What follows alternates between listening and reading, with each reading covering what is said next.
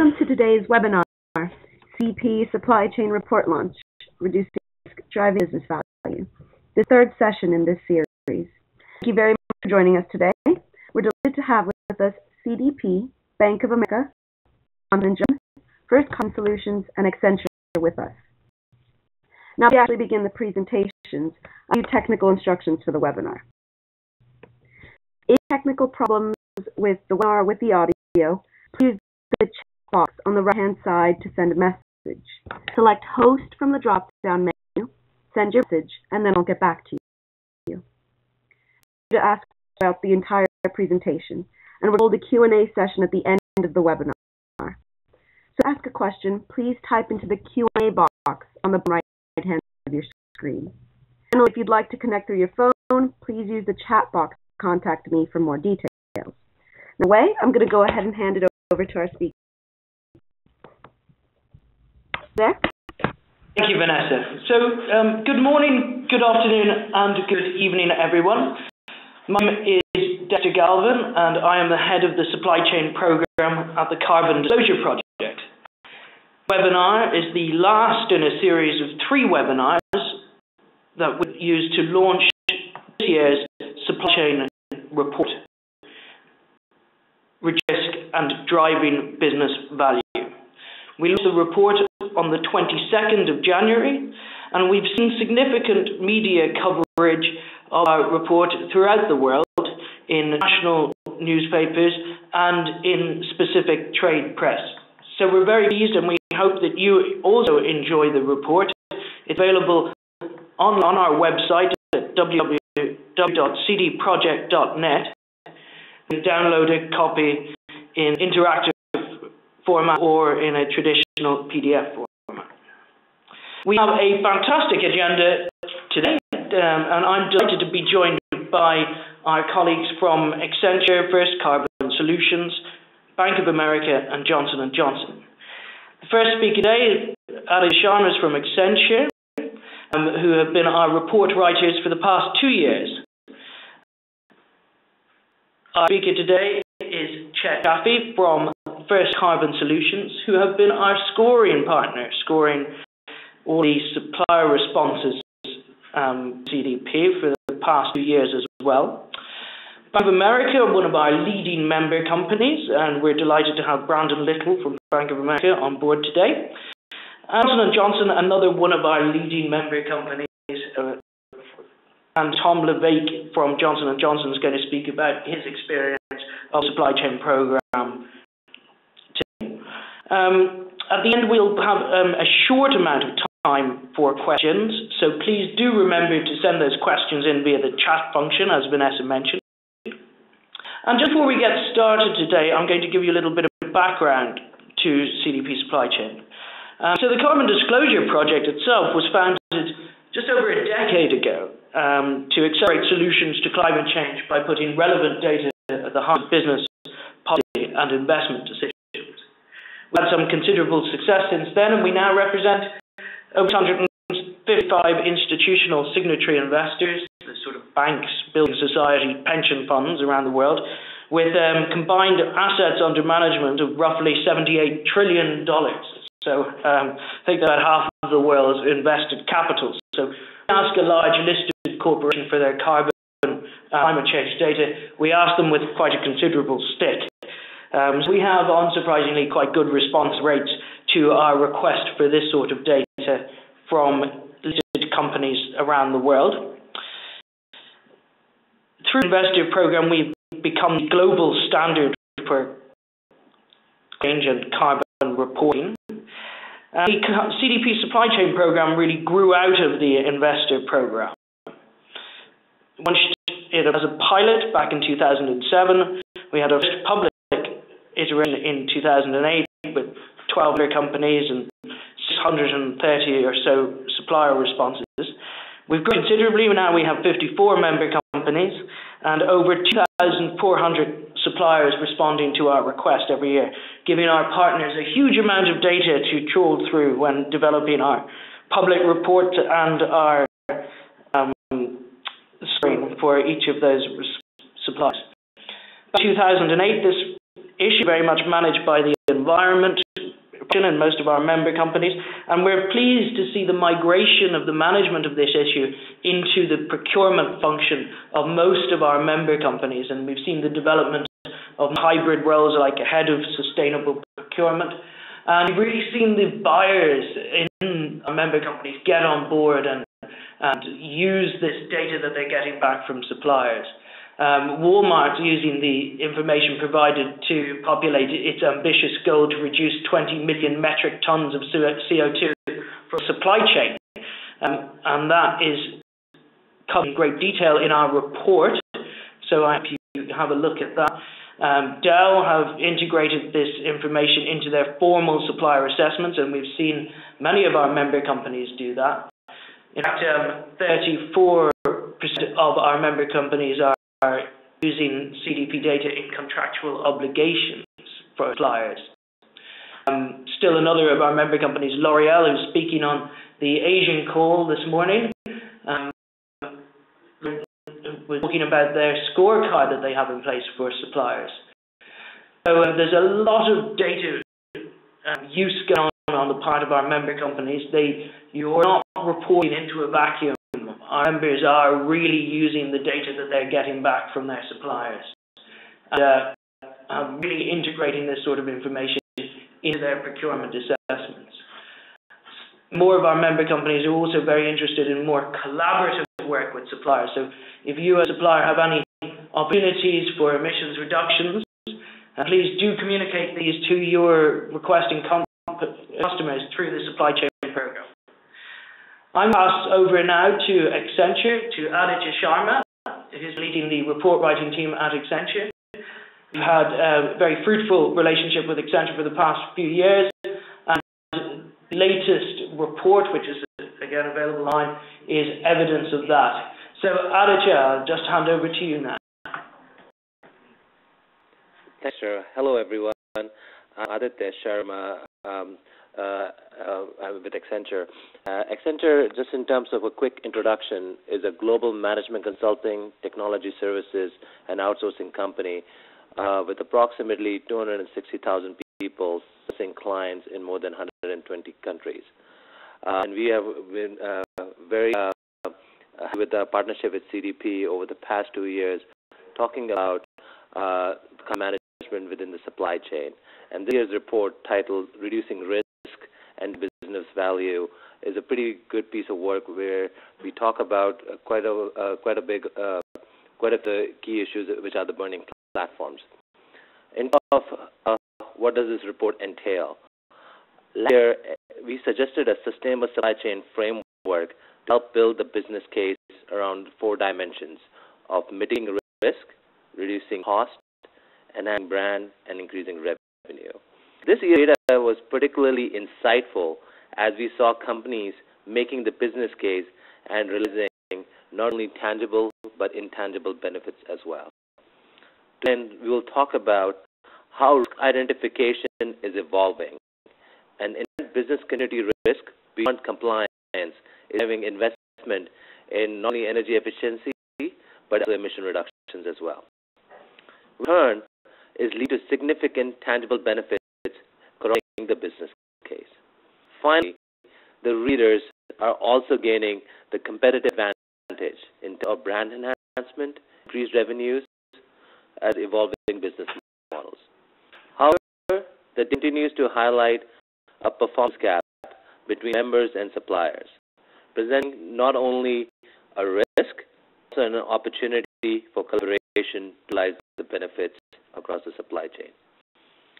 Finally, we discuss an approach how to capitalize on the business case, driving business value, covering 3 aspects of data, process, and governance. So talk about the business case. At this point, supply chain sustainability has been viewed as a cost driven by social responsibility. It's not the time to measure, value, and report the sustainable outcomes. One of the fundamental reasons for this is risks are becoming not much clearer, but the impacts are also becoming real, as witnessed by Sandy.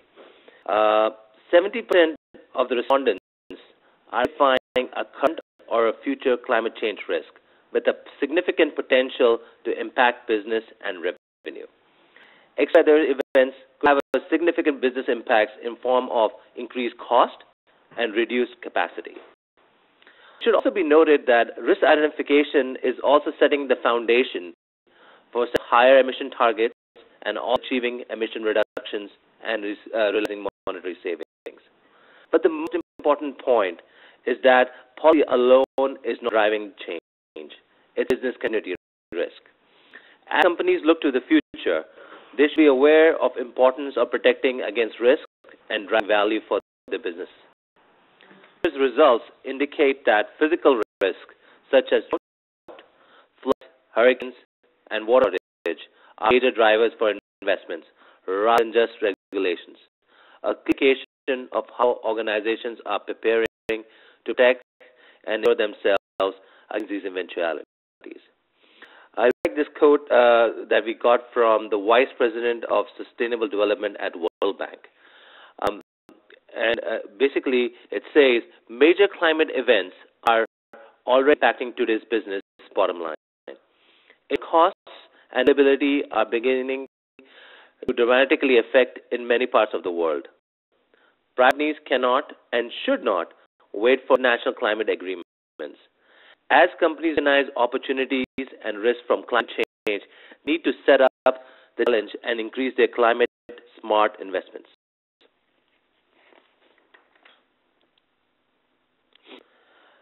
So we talked about how risk was driving investments, and we are now finding that investments are making tangible difference, both in terms of cost and emission reductions. Investments in energy efficiency and transportation fleet are leading the pack. We are seeing that members have started undertaking long-term activities like low-carbon energy installations with a longer payback period, demonstrating their commitment to supply chain sustainability. But more important observation has been that members have not only doubled in their investments, but also have found corresponding monetary savings, corroborating the business case. In comparison, suppliers are yet to capitalize on the opportunity and realize the business benefits. The CFO of DRA was very interesting. In his view, active management is about making choices that support efficient growth of business over the long term. It's insufficient and even irresponsible to consider only short-term payback when making investment decisions.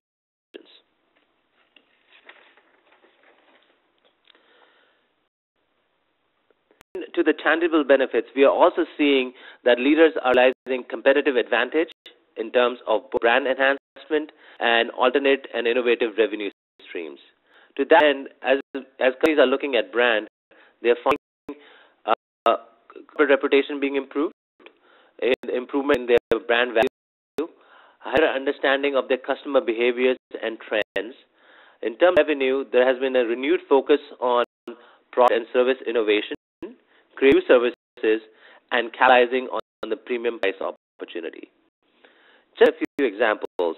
Sustainability at BSF is not only driving product innovation, but also helping them create new services. For example, BSF now is offering their customers a large number of sustainability services through its success and value through sustainability initiatives, including consultancy on energy management and assessment of products and value chain using eco-efficiency and life cycle analysis.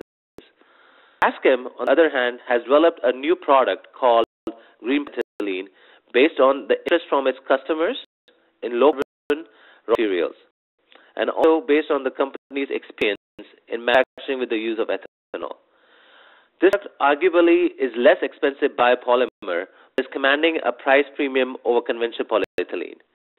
The price has been defined based on investment in new technologies and lower scale compared with conventional polyethylene facilities. In terms of reputation and brand value, telecommunication giant BT has seen a significant benefit to its brand value, from programs to reduce emissions and mitigate negative environmental effects. A wide variety of corporate stakeholders, including consumers, business customers, investors, and governments are increasingly looking for BT to demonstrate a strong commitment to tackle climate change. BT's ability to respond to these needs has a positive impact on the perception of BT's brand and reputation. In 2012, BT held more than £2.7 billion in terms of bids from customers who want to understand the company's credential on corporate responsibility and sustainability, up from $2.1 billion in 2011. So they are definitely capitalizing on the first mover's advantage.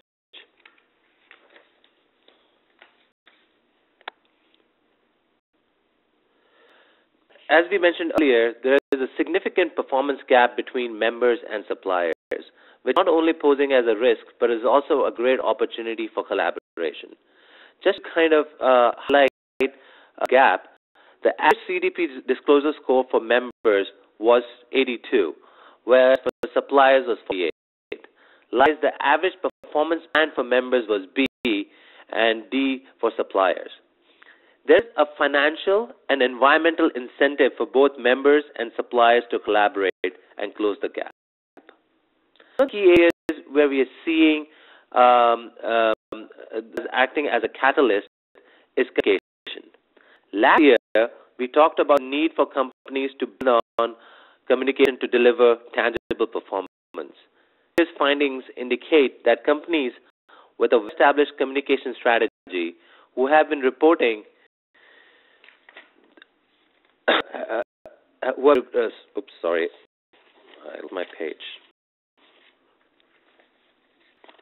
who have been doing for more than 1 year have seen a significant better in terms of not only investments but also tangible results. But just kind of capture the opportunity. This year, 29% suppliers reported savings in terms of $13.7 billion. Just imagine if all the suppliers report savings, what potential be?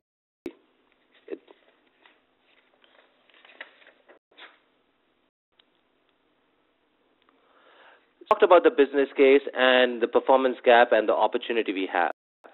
So this year's report also talks about how to actually capitalize upon this with a three-pronged approach from a data, process, and a governance perspective. The first aspect of this is data. Tourism is adept when you say you cannot improve what you cannot measure. For forward momentum, remains an often elusive piece of the puzzle. Data is being collected through scorecards, questionnaires, audits, etc.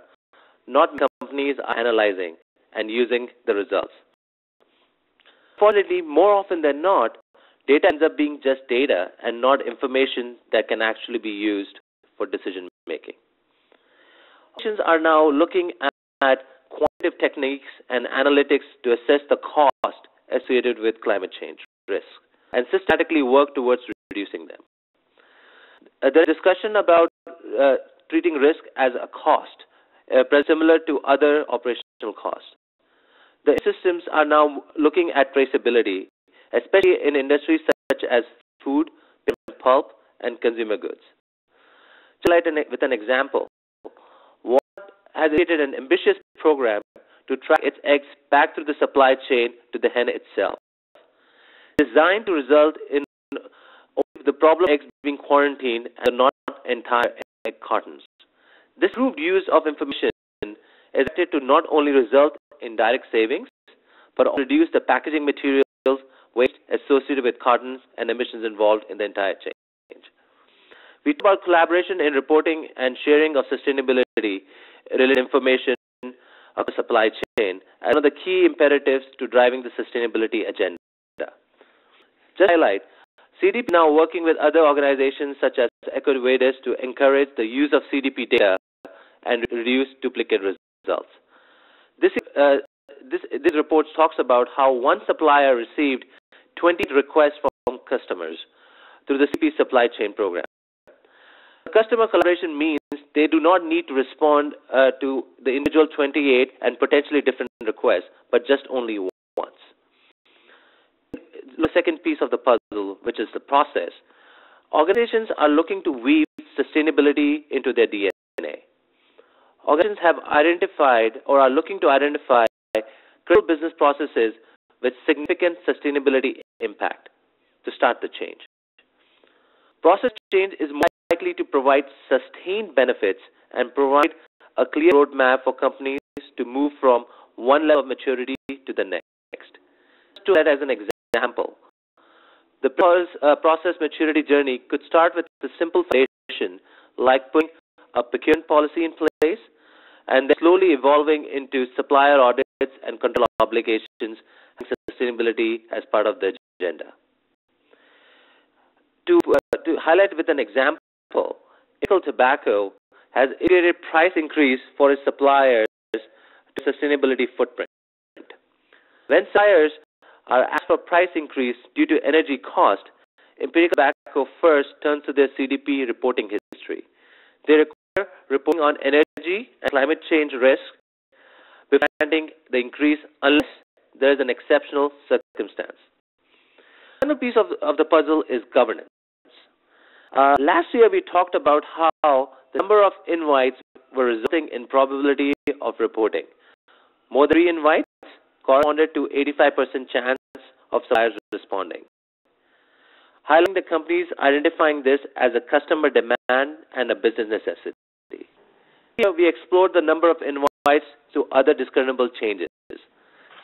93% suppliers getting more than 3 invites had an integrated strategy, as opposed to only 57% receiving 1 invite.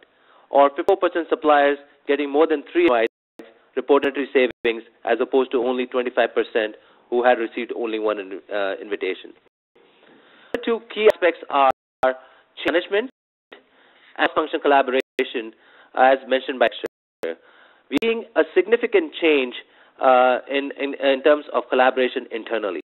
The responsibility to drive sustainability needs to move beyond procurement functions. To drive greater value for customers, companies are improving collaboration among internal functions. The CDP-led survey indicated that marketing and legal functions are now getting more and more involved. Companies are also looking beyond traditional areas into activities like product design to reduce emissions. Dexter, I will hand it back to you, and we're going to take questions at the end. Yeah, thank you very much, Aditya. Very interesting stuff. And of course, there's many more rich examples from the actual supply chain report itself. I've quite a few questions coming in, so please do keep those questions coming in, and we'll endeavour to get to them just a few moments before the end of the call. So now, next on our agenda, we have Chet Chaffee from FirstCarbon Solutions, our scoring partner for the past 2 years. Thanks, Dexter, and welcome everybody to the webinar. Glad you're here today. My job today is to give you a little idea about the scoring process and some of the things associated with that CDP program. Let me first introduce the company. FirstCarbon Solutions, part of the 88 Group, has been around 14 years. Sustainability experts on our team are all very well versed with more than 20 years of experience each. We are the supply chain scoring partner for the Carbon Disclosure Project. In the last 2 years, we've done over 3,500 CDP questionnaire scoring exercises. Just this last year in 2012, as Dexter pointed out, there were over 2,400 submissions that we scored. In addition to that, we also help on the investor side. We scored the DACH and Nordic region questionnaires from the investor side this year in 2012. Jump right into scoring. Most of you know this, but just as a background, the supply chain questions submitted are all scored for disclosure and performance, and there were over 2,400 of them in 2012. This metric has been set up to help companies evaluate suppliers' ability to carbon and mitigate carbon exposure. And scoring started in 2008. The methodology is published on the CDP website, and each year it's updated if there are any changes in the scoring methodology. We urge you to get a hold of that guidance document and read it thoroughly, as there are many good points in there that help you understand how you should be answering the questions in the CDP questionnaire. Just to benchmark suppliers or suppliers to benchmark themselves against competitors is what it's designed for, and it's proven to be very helpful for many people out in the marketplace. You'll hear a quote from Group Stereo. And without reading the quote, I can tell you that they are indicating they use the information that comes out of the CDP process and the scores for their suppliers to help benchmark their own progress as well as benchmark their supply progress, and that way they can year on year try to make improvements and do a much better job each year with regard to climate change management and mitigation, which is what we want to do after all. I want to let you know about scoring is the CDP scores are used widely around the world. As Dexter mentioned, they're used in many places by financial reporting institutions, Bloomberg, Google. They are used by many of the companies there that receive them of CDP, but also a lot of non-members of CDP who use the information in a lot of systems. And we find from looking at this is that in 2012, when Rate the Raters website polled experts, they found that across the globe, CDP Disclosure Leadership Index is used and most respected amongst all the rating systems that are out there. A bit higher than even the next one down, which is the FTSE and then Dow Jones Sustainability Index.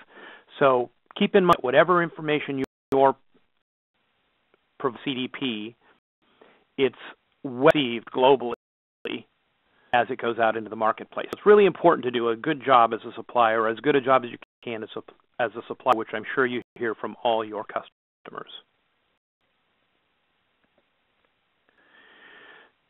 As I said before, is broken down into two parts, disclosure and performance. To performance band, you need to score at least 50 on the disclosure portion of the CDP questionnaire.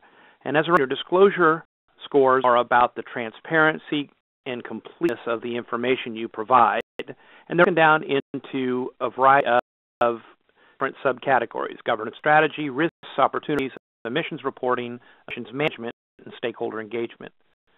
If you receive 50 or above, you also receive a performance band score, and performance band is specifically about performance, how well you've done managing carbon and reducing carbon emissions by setting targets, setting up initiatives, doing inventories, and year on year tracking things and mitigating the carbon emissions. And again, this is broken down into four categories of governance strategy, emissions performance, and stakeholder engagement. The four here, which are very similar to 2011, as I've shown here in this slide. The categories where companies are doing well in terms of the quality of the information and the completeness of the information they're giving under disclosure are governance and strategy, emissions reporting, and emissions management. That is where companies are struggling a little bit more and the average scores are lower, are risks, opportunities, and stakeholder engagement verification. Well, that's surprising. Risks and opportunities have a lot of additional or a lot of fine detail asked when you identify a risk to also talk about the financial implications to the company. There's a lot of information requested, and companies are just starting to get used to analyzing risks in this way with regard to climate change. Stakeholder engagement and verification, a lot of the reason for the scores being lower is the lack of third-party verification of the GHG inventories, which is not surprising. We have a lot of first-year participants in the supply chain program who are just starting to do their GHG inventories and have yet to make decisions about actually doing third-party verifications. And this can be seen on performance band scoring, that again, companies are doing much better in governance and strategy, explaining how they do things, who they are, what their management structure is like, and what their overall strategy. But again, a little less robust scoring on emissions performance and stakeholder engagement verification. While the variation is obvious, it's the same as above, but on emissions performance, it's mostly about setting targets, identifying initiatives, and then reporting on the ability to meet those targets year on year and reduce emissions. Let me now give you a pattern of that. Let me switch to giving you just a few helpful hints. These are general guidance. You can find some of them on the CDP website, but I want to reiterate them here and then add to them. When you're filling out your questionnaires, to all sections and all questions, it's really important. Don't leave blanks. If a question is duplicative, copy the answer you put in another section if you think it's the same answer and paste it in. Don't leave blanks because blanks aren't scored. Provide attachments where they're requested and don't use hyperlinks. And even if you have to attach the same document multiple times, please do so.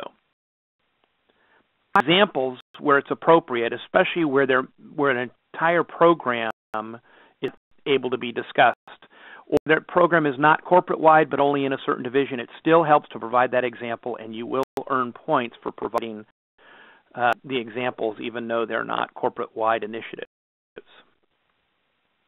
Carefully address all points listed in the question, and if we use headings to reference the various points, because you know there are multiple parts to many of the questions, and the heads help the score identify your answers quickly and make sure that they're seeing all the information you're providing. Remember, the qualitative questions have criteria in the methodology and subparts, so pay particular attention to those as well, not just the quantitative questions. And when filling out questions, never refer backwards or forwards to other questions. Don't say C 2.2 when you're on 4.3 because that doesn't achieve a score. Please copy and paste as I mentioned before. So now that I've told you about the general trends and given you some general guidance, let me also tell you what's available to you to help you, and it is free. First is everybody receives their scores from CDP each year that they participate. And to receive your scores, you're with information to sign up for a free feedback and discussion of scores.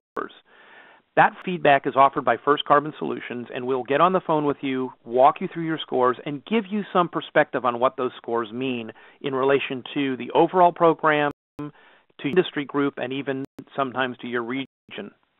And through that information, you can also ask questions of us on those calls, and we'll do our best to answer them and let you know why you might have been missing points in certain areas or what things you could do better by having read through the disclosure document or your questionnaire. So a lot of information is available on these free briefing calls, and I think companies find them very useful. In fact, I would say more than 95% of the companies that we talk to thank us very much and are happy to get answers to their questions and get some feedback to actually understand what their scores really mean. There's all a variety of free webinars, such as the one you're on today, that help you and what members are doing with this information, what your direct customers may be doing with it, how information is being handled, and all that is useful in helping you prioritize your efforts and understand how to do a better job year on year. Aside from all those free things, there are consulting services out there, including through FirstCarbon Solutions, the information that we've gained on and experience we've gained on scoring to help companies do a better job. I also want to mention that to the left, all there to read is a picture of a free briefing report. What it really does is it gives you that perspective against other companies, not for your overall scores, but you can see the bar charts here break it down into the classifications or the sub-classifications and benchmark you against, again, your program, your industry, and your sector, your region. So it's a really helpful and useful tool to give you some idea of how things are going. This up, I just want to leave you with a quote from one of the companies we spoke to, American Licorice, where Haas says that after trying to analyze her CDP feedback on, she had to call FirstCarbons for additional insights, and she found the information exceedingly useful because it gave her some perspective on what was going on, provided her with some direction and ideas on how to improve her answers on the CDP questionnaire, which she looked forward to in the next year because it will help her improve her scores. And that's really what this process is about. It's not to get you to disclose, but we're here to help you as well do the best job you can. I'll turn it back to Dexter, and thank you all for attending the webinar. Thank you very much indeed. Very useful feedback calls, and I hope suppliers are taking you up on those offers. I think it's a great innovation and a great benefit for our member companies to be able to send their suppliers get feedback on their scores year on year. So I'm going to quickly hand over to to Brandon Little from Bank of America, one of our leading companies, and Brandon's colleague was on our call earlier today. And Brandon, I'll hand it over to you. Thank you much, Dexter. I want to start off the call today by providing you all with a little bit of context and information about all aspects of Bank of America's environmental program, and then I'll narrow in a little bit on supply chain sustainability. If you go on to the next slide, Vanessa. Yes, Brandon, a moment. I just need to switch into another slide for a minute. But the wrong slides were attached on this one. So just give me a moment, if that's okay. Dexter, if you'd like to address a few questions while I get this quickly sorted out. Sure. Yes, Brandon, I think Keegan's slides from this morning are actually loaded up on the system. Sure, no worries. One of the questions we had in the meanwhile was trying to figure out whether or not to report to CDP Supply Program or not at all. And the question is, do you have a tool to help a firm evaluate whether to report via CDP or not? And I wonder if Accenture or CS could take this. Aditya, perhaps you could start and then we can check. Dexter, can Here, yeah. I guess, the way to look at it is there are two sides to this. First is, realizing, are there customers looking for this information?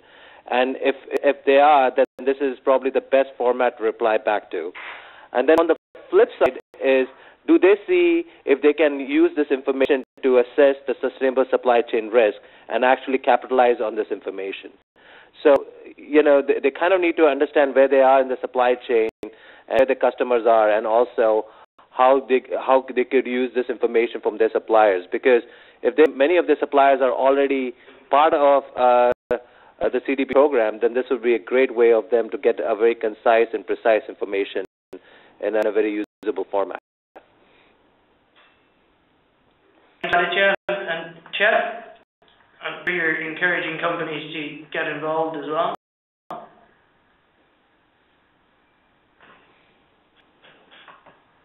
Evaluate this, but I think they all come up with the same answer. Companies' financial information, if you're a publicly traded company and your financial information out there, the major newswires on finance like Bloomberg and Google are reporting CDP information, so it's a benefit to your company to get that out there. Many systems out there are looking at that, and carbon is starting to become a big part of investors' selection criteria for who to invest in, and there are many companies that are rated about sustainability that investors are looking for. Primary thing is, if you're a supplier, what are your customers doing? Are they looking at this kind of information? Have they asked you for it? Your direct competitors as suppliers to other organizations providing this kind of information, where you would be lacking significantly and lagging significantly if you weren't keeping up with your direct competitors to the same customer base that you're working with. And so I think that's a really primary reason to think about getting involved. If your customers or your competitors are doing it, they're putting you in a position where by not doing it, you're in, and something to take a look at. And that's helpful. Thank you very much, Chet. And I think one of the other things that we've seen from CDP is that if a company doesn't actually have a climate change strategy, that the responding to the CDP questionnaire itself is a great way for an organization to actually shape their own climate change strategy and subsequently realize opportunities to reduce emissions and reduce their energy spend. One example of that was a number of years ago from a key supplier to Bank of America, which was called Standard Register, who had been through the CDP process and discovered a whole load of things about their own operations when they were developing their response to CDP. So without further ado, I'm going to hand back to Brandon Little at Bank of America to talk a bit more about their approach. Brandon. Thank you, Dexter. And thank you, Vanessa, for moving on to that second slide there. Like I said, I wanted to start off by providing a little bit of context so you understand the full environmental portfolio of programs that we have at Bank of America so that then the supply chain program would make sense and you would understand how it fits in. But also to explain that certainly we're not asking anything of our suppliers that we are not ourselves doing. Wanted to explain, obviously Bank of America wants to lead and be seen as a leader in the corporate sustainability field by creating and driving business opportunities that positively impact the environment, as well as to model sustainable business practices and operations. We do 3 ways primarily: transformational finance, operations, and employee programs. I'll start with transformational finance part first. Being a financial services provider, this is our biggest lever. This will involve providing capital for projects and businesses that create positive environmental impact. To get a sense of the scale of this particular pillar, I'm going to tell you about our recently announced goal. We announced last year a 10-year, $50 billion environmental business commitment to provide an investment solutions to clients in energy efficiency, renewable energy, transportation, water, and waste. This was announced last year, commences this year, January 1st, so it just began, and it follows on the completion of our previous 10-year, $20 billion initiative. We were able to complete 4 years ahead of schedule. A little bit of a sense, the lion's share of that investment went into energy efficiency. The second biggest pillar of investment went into renewable energy, everything from solar and wind to hydro, geothermal, nuclear, waste to energy. And then the remainder of that $20 billion investment went into everything from hybrid cars to a number of other environmental initiatives. Looking at finance, however, we also pay very close attention to our operations. One reason being that obviously if we are wanting to advise our clients and ask our clients to invest in these types of initiatives, we certainly want to be able to walk the talk ourselves. And secondly, as all of you know, the savings go directly to the bottom line. To give an example of that, we invested over the last couple of years $150 million in energy efficiency activities in our operations. Those investments have already delivered $200 million in savings, and in addition to that, we expect $35 million in savings annually on a go-forward basis. The announcement you may have seen that came out with our $50 billion announcement was the announcement of our 2015 operational goals.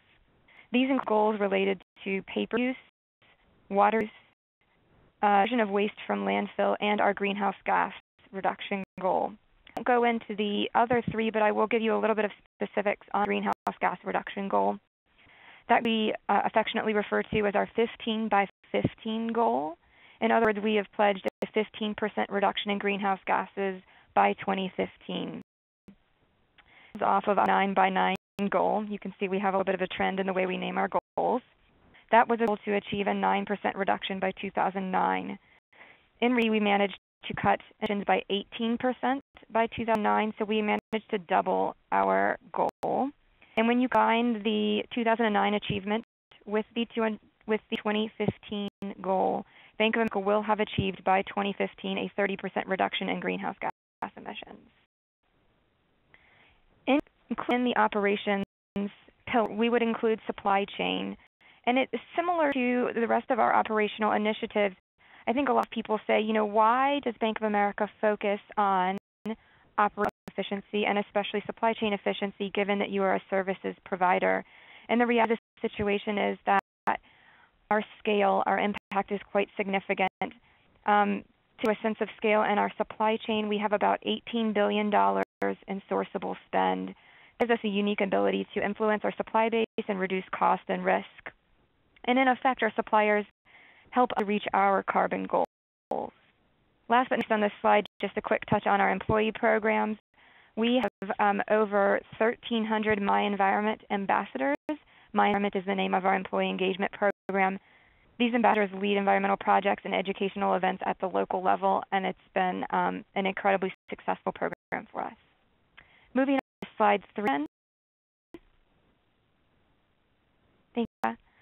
So we believe our supply chain, because of our size and scope, we have a unique operate partner with our supply base and shrink our Scope 3 emissions. Not only reduce cost and risk, also provides for us business opportunities. We see a number of stakeholders, including NGOs, shareholders, customers, government entities, etc., increasingly demanding that we not just manage our internal operations, but manage the full upstream and downstream impacts of our value stream. So we are looking to effectively and transparently manage our impacts of our supply chain. We have been a partner with CDP since 2008 through Merrill Lynch, and requesting that our suppliers report their emissions since 2009. Every year since then, we have been increasing the number of suppliers that we engage with and increasing our response rate. In 2012, however, we wanted to engage more deeply with our vendors to drive improvement and action. So first, to the CDP data in the past to try and guide our strategy related to our activities and our initiatives. To you two programs that we have recently rolled out. These are just getting started and just gaining traction, and so bear that in mind. This program is the Carbon Reduction Grant Program. This is a program to engage directly with select vendors to help them overcome hurdles to setting a public carbon reduction target. UDP data, we identified vendors that had a carbon reduction target. So then those that did not, we wanted to narrow the pool a bit further by looking at which vendors have reported verified emissions, Scope 1 and Scope 2, over the course of several years, and which ones also have reduction initiatives underway. Thus, we identified vendors that were primed and ready for a target. With those primed vendors to identify how we might be able to assist them. Sources and expertise were lacking. Perhaps we could provide a sustainability consultant to provide support, and that would be the purpose of the grant. If a buy-in is a challenge, perhaps Bank of America executives could enter into a discussion with the vendor's executive team to discuss the benefits of a reduction goal and the challenges we overcame in putting one in place. This is the Climate Action Snapshot Program. This is a program to engage the larger vendor base, not just the select few. Who completed the CDP survey will receive an individualized snapshot summarizing their disclosure and performance score as well as milestone metrics. You see a snapshot of what that looks like on the right-hand side of the slide. We certainly recognize that some vendors are more advanced than others and want to encourage all to improve regardless of how mature their programs are. This is really a tool that's being used to promote dialogue between the vendor and the vendor manager and to communicate to our vendors the milestones that we are tracking and encourage year-over-year improvement. I am showing you, giving a sneak preview actually of what this looks like in advance of vendors seeing it, but this will be rolling out here in the next couple of months. These are examples of how we are using the data captured through CDP to reduce risk and hopefully to better collaborate with our suppliers. Well, I'll take questions at the end, I believe.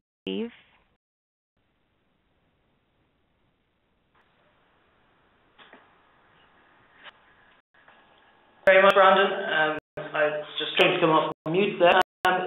Much appreciated. I'm just going to hand straight over to Tom LeBake from Johnson & Johnson. Just a bit of insight into how they're using CDP data at J&J. Tom, please take it away. Thanks, Dexter, and thanks for the opportunity to talk today, and welcome everyone. I'm just waiting for my slide to come up. Oh, there. I'm going to spend a couple minutes talking about Johnson & Johnson and some historical as they relate to sustainability. And I'm going to then migrate to show our connection to the CDP and influence that the CDP and the CDP philosophy has had on J&J's programs. I'm going to move us on the phone. Hopefully want a healthy and sustainable future. That's not a picture of me on the screen. J, we generally define sustainability. Hopefully, like most of you, if you are managing sustainability, managing corporate citizenship, corporate responsibility, we've been fortunate being an employee of Johnson & Johnson. We have a document, not really readable on the screen, but you can see the title to this document is Our Credo, written over 60 years ago, believe it or not. It speaks to the responsibilities that Johnson & Johnson has, responsibilities to its investors, responsibilities to the communities that we live and work in, responsibilities to our employees, responsibilities to the environment. So we have been operating under some guidance that has helped us develop a pretty long history as it relates to sustainability. A history that started about 25 years ago, where we started to establish longer-term goals across our global businesses. Earlier on, they were more environmental in nature, and they progressed to be a bit more holistic in the far-reaching social aspects of running a business, as well as environmental aspects of managing your organization or operations. Learned this relatively long history is that clear quantitative and public goals yield results or better results. Stakeholders, perhaps internal as well as mostly internal, seek different details, different parameters, but expect transparency. Keyword transparency there. Setting broad, multidisciplinary goals, targets has become, here we are, 2013, the industry standard. It takes us to a set of goals that we have launched already and are underway. We call them our Healthy Future 2015 goals. And as part of those goals, we have a specific target for our suppliers. And we're asking our strategic suppliers that two were more publicly reported sustainability goals, and we define those sustainability goals included here on the screen, but one key sustainability goal being energy reduction. So you can begin to see a connection to the CDP, to be public about an effort, and to be public, if it is material to their business, about their energy reduction. I really believe that the concept that, to maybe update this, but the enters of the concept in the sustainability world, the CDP, and power of being publicly disclosing information really brings significant accountability. And it's accountability that goes much beyond the relationship Johnson & Johnson may have with the supplier. And we do have quite a lot of suppliers and quite a significant spend, but there's many instances where we're a small fraction of the company's business. So that accountability extends much beyond J having expectations. And that accountability we've seen firsthand drive action and impact. And again, we give a lot of credit to the Carbon Disclosure Project for revealing the power of disclosure, of allowing businesses, when they become more comfortable, if you use that, to begin to share their efforts as they relate to emissions, reduction strategies, risk factors. I can say firsthand that we currently rely on data that's publicly available, as well as made available to us being part of the supply chain program.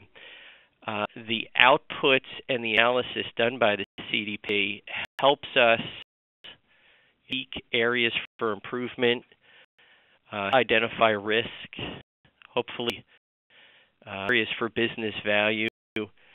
It's pretty clear that if you're making any good or if you're selling any service, any supplier has energy as one of its most material issues. So we are looking for the Carbon Disclosure Project to help inform us in a very better way on opportunities that can lead down a path of accountability within our supplier world that ultimately will drive action and impact. So just to touch on some of our history and the importance that we have found by partnering and on the CDP to Johnson & Johnson, and I'll pass it back to Dexter. Thanks so much, Tom. We have a few questions in the chat function, so just bear with me while I pull those up.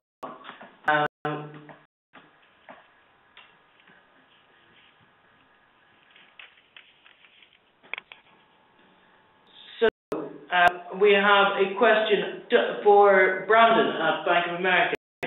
Bank of America used the climate action snapshot to eliminate poor performing suppliers if performance doesn't improve.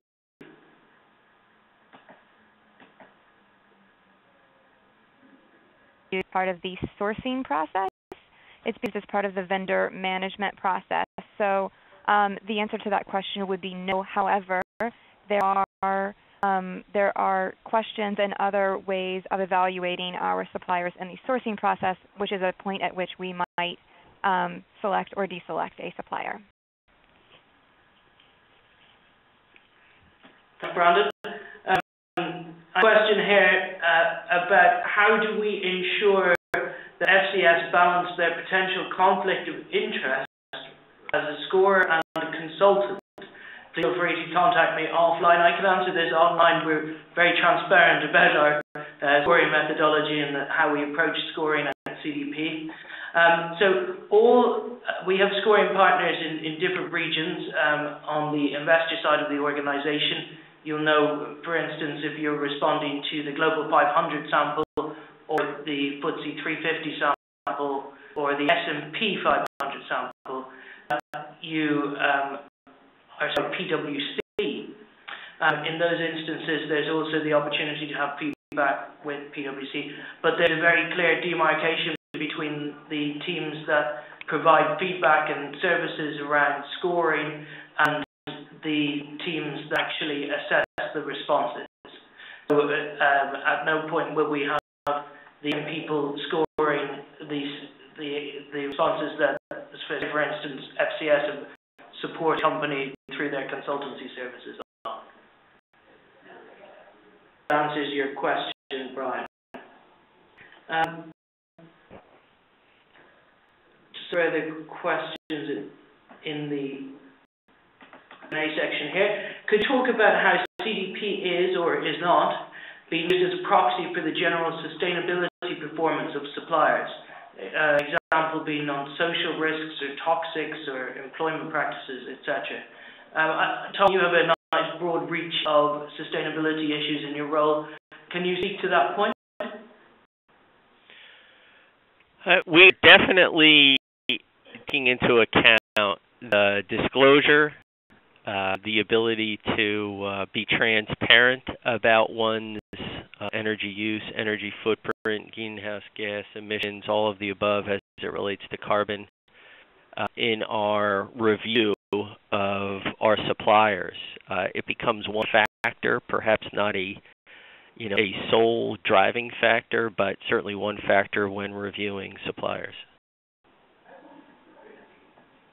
Much, Tom. We have a few more questions, but I think we're coming up to the top of the hour, so it left me to say thank you very much for your presentations today, the panelists, and thank you, of course, all attendees for joining the call and hearing from CDP and our partners, and of course, very importantly, our great member companies. And I think Bank of America and Johnson & Johnson did a great job of giving insight into how they're managing this issue in their operations. And I hope that will give you, generally as suppliers, a bit more insight into how the member companies are actually using this data that you are reporting to them through CDP.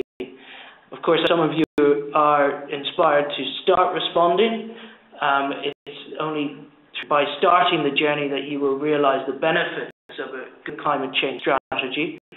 We all believe in this evolution of reporting over time. So even if you don't have all of the data, it's still worth starting now and disclosing what you can. Thank you very much, of course, to our report writing partner, Accenture, for the fantastic report. Everybody can download that report from cdproject.net. I encourage you to do so. It's a really good read.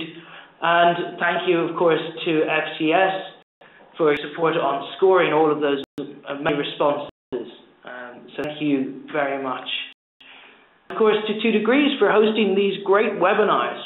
It's been great to be able to talk to the supply base and all of the interested parties via these webinars. So thank you, Vanessa, and thanks to the team at 2 Degrees as well. All right, thank you very much. Thanks everyone for the presentations. All our attendees out there, the recording will be available as well as the slides on degreesnetwork.com. You'll be receiving any relevant links. And with that, I'd like to say thank you to everyone, and I think we're going to go ahead with the session for the day.